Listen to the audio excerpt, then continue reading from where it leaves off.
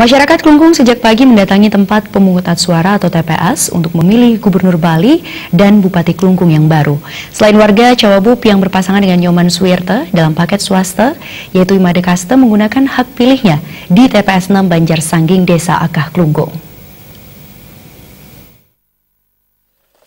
Sejak pukul 7 WITA, masyarakat Klungkung telah mendatangi tempat pemungutan suara, termasuk masyarakat Desa Akah. Di Desa Akah ini terdapat 9 TPS, dan salah satunya TPS 6 Banjar Sangging.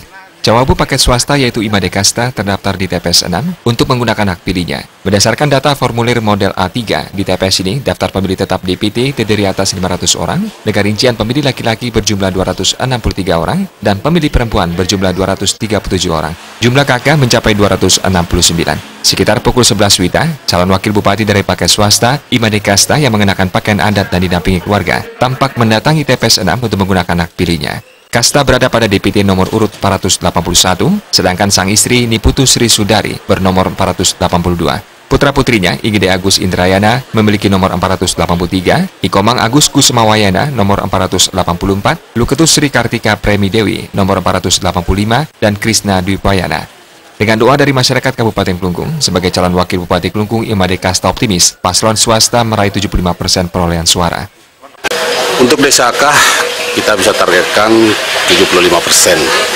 Sehingga dengan demikian nanti maksimalnya kan bisa saja nanti.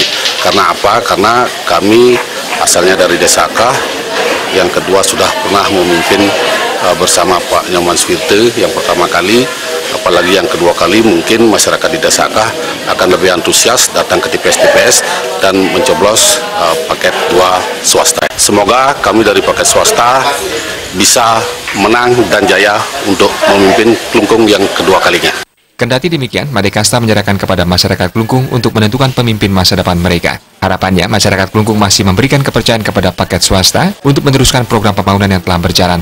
Seperti diketahui, pasangan incumbent paket swasta Suwirte Kasta diusung koalisi parpol yakni Gerindra, Golkar, Demokrat, dan Nasdem dengan partai pendukung Garuda Berkarya, Bulan Bintang, PSI, PKS, dan Perindo.